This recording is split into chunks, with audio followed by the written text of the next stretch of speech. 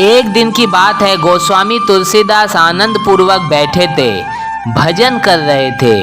तभी उन्होंने देखा एक काली भयंकर आकृति, एक डरावना पुरुष आकर के उनके सामने खड़ा हो गया। वह आकृति गोस्वामी जी को घूर घूर कर देख रही थी, डरा रही थी और धमका रही थी। यह देखकर गोस्वामी तुलसीदास ने कहा कि भैया तुम कौन हो? उस आकृति ने कहा कि मैं कलयुग हूँ। तुलसीदास जी ने कहा कि मुझसे आपका क्या प्रयोजन है? तब कलयुग ने कहा कि तुलसीदास, मेरे युग में रह के कोई मेरे प्रभाव से बच नहीं पाया। तुमने ऐसे ऐसे ग्रंथों की रचना कर दी है कि तुम्हारे ग्रंथ मानो मेरी हत्या कर रहे हैं। लोग तुम्हारे ग्रंथ का आश्रय लेकर के मेरे प्रभाव को चुनौती दे रहे हैं। मैं तुमको बर्बाद कर दूंगा, छोड़ूंगा नहीं। अगर तुमको रहना है तो तुमको मेरा बनकर रहना पड़ेगा। ये मेरा कलयुग है, मैं इस युग का युग पुरुष हूँ। तुलसीदास ने पूछा, कैसे? कलयुग ने कहा कि देखो, मेरे युग में जो मेरे मददगार बनते हैं उनको मैं खूब उन्नति करा देता हूँ, खूब जय जयकार करा देता हूँ, उन्हें कहाँ से कहाँ बैठा देता हूँ। अब मेरे युग में रहते हुए जो मेरे से बैर करते हैं उनको मैं फिर चैन नहीं देने देता, उनको कहीं का भी नहीं छोड़ता हूँ। तो मैं तुम्हें छोड़ूंगा नहीं। तुमने तो लगता है कलयुग में सतयुग और त्रेता युग बनाने की तैयारी कर रखी है। मुझसे उलझ नहीं पाओगे, पार नहीं पाओगे। कलयुग में इतने दोष हैं कि यदि मैं उग्र रूप धारण कर लूं तो तुम्हारी मति और स्थिति को एकदम भ्रमित और समाप्त कर दूंगा। तुम वही करने पे मजबूर हो जाओगे जो मैं चाहता हूँ। खूब धमका कर कलयुग चले गए। गोस्वामी तुलसीदास तो एकदम व्याकुल हो गए, चिंतित हो गए। वो सोच नहीं पा रहे थे कि किसको कहा जाए, किसको बताया जाए अपनी व्यथा। अब तुलसीदास का वो एक ही बल है, वो तुरंत हनुमान जी को पुकारे। हनुमान जी को स्मरण करते ही वो साक्षात प्रकट हो गए। हनुमान जी ने पूछा, तुलसीदास जी क्या हुआ? तुलसीदास जी बोले, हनुमान जी कलयुग आए थे। तब हनुमान जी बोले, कलयुग आया था? हाँ, और वो मुझको धमकी देकर गया है। कह रहा था मेरे युग में मेरे प्रभाव से कोई बच नहीं सकता। इतना कहकर तुलसीदास जी ने हनुमान जी से सारा वृत्तांत कह सुनाया। फिर हनुमान जी ने कहा कि कलयुग से तो कौन बचाएगा, अब आप ही बचाओ मुझे। यह सुनकर हनुमान जी विचार करने लगे।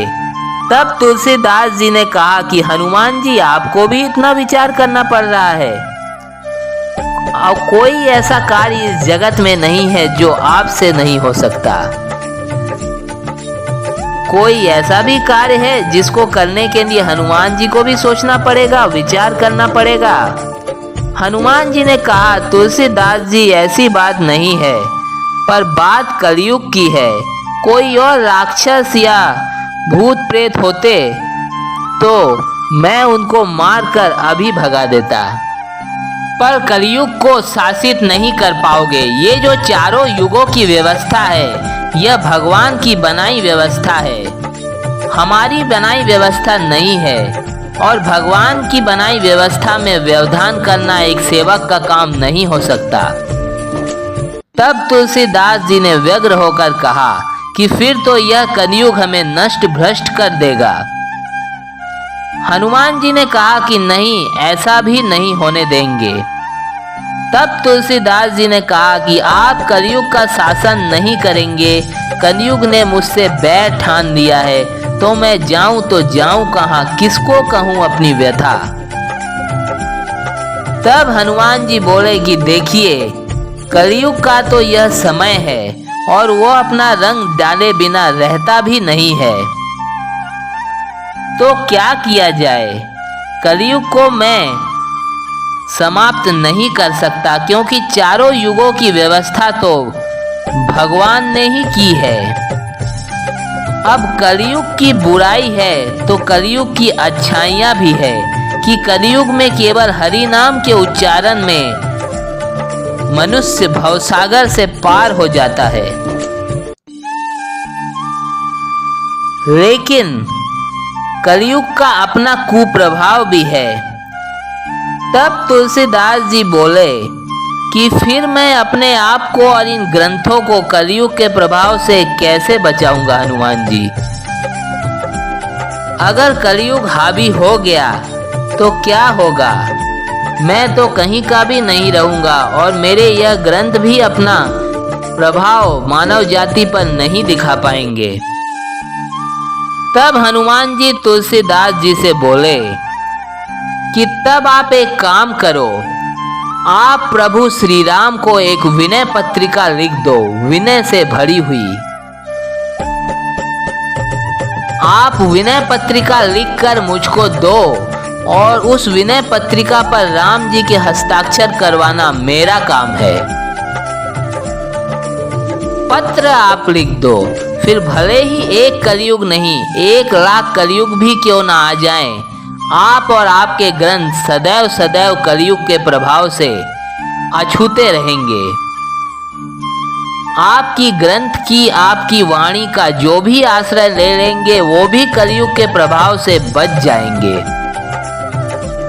आपको विनय पत्रिका लिखनी होगी, मतलब राम जी को आपको पत्र लिखना होगा विनय वाला, और मैं उस पर भगवान के हस्ताक्षर करवा लूंगा। तो दोस्तों, यह वैसा ही है जैसे कि कर्फ्यू के समय में सबको घर से बाहर निकलने की मनाही रहती है, भले ही कोई जरूरी और आवश्यक काम ही क्यों न हो।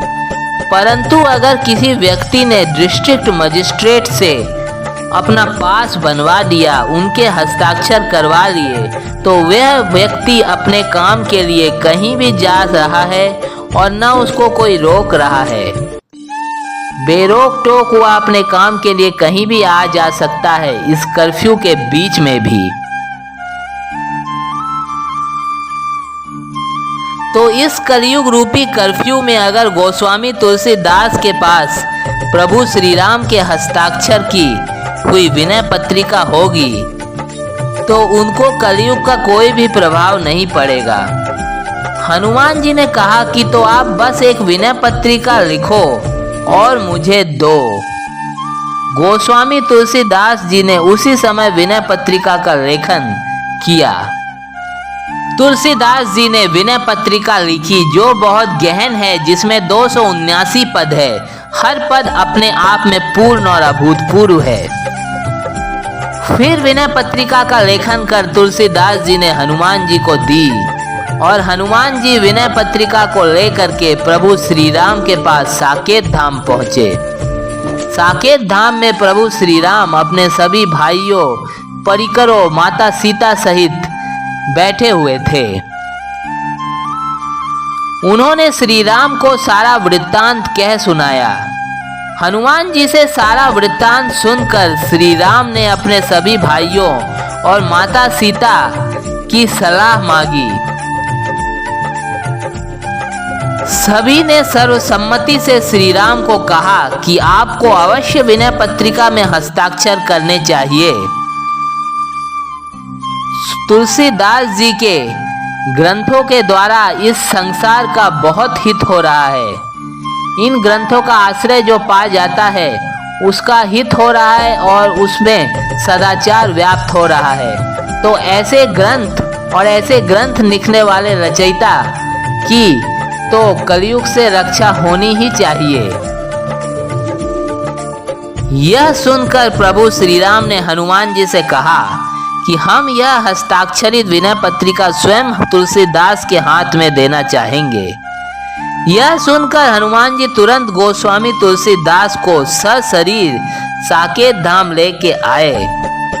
फिर प्रभु श्री राम ने स्वयं अपने हाथों से विनय पत्रिका में हस्ताक्षर करके तुलसीदास जी को प्रदान किए। तुलसीदास जी ने भी प्रभु श्री राम को प्रणाम किया और उनसे आशीर्वाद लिया।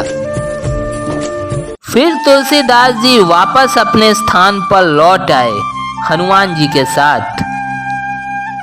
उसके बाद से कभी भी कलयुग ने तुलसीदास जी को परेशान नहीं किया, बल्कि कलि पुरुष स्वयं तुलसीदास जी के सम्मुख प्रकट हुए और उन्होंने उसको प्रणाम किया। कलि पुरुष ने स्वामी तुलसीदास जी को प्रणाम किया और कहा कि आप धन्य हैं।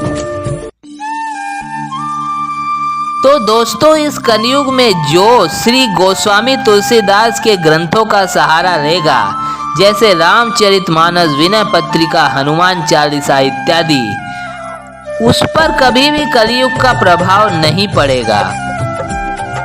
फिर इंतजार किस बात का? आज से ही, मैं तो कहता हूँ अभी से ही आप अपने पूरे परिवार सहित रामचरितमानस या हनुमान चालीसा का पाठ नियमित रूप से घर में आरंभ करें और प्रभु श्री राम की कृपा पाएं। जय श्री राम।